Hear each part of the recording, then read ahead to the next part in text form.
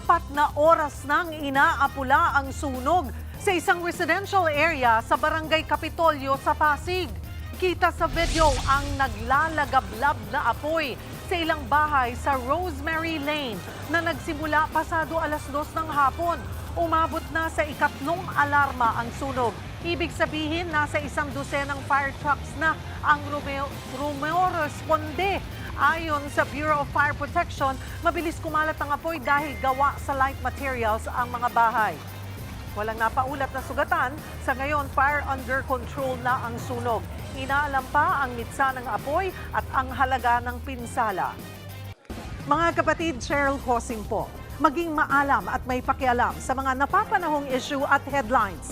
Mag-follow at mag-subscribe na sa social media pages ng News 5.